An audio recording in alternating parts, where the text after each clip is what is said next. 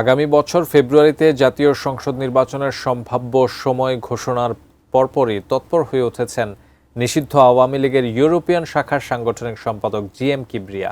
এখনও তিনি এনআরবি ইসলামী life insurance কোম্পানির চেয়ারম্যান এবং তার স্ত্রী হোসনে আরা বেগম কোম্পানির ওভারসিজ এজেন্সি ডিরেক্টর হিসেবে দায়িত্ব পালন করছেন।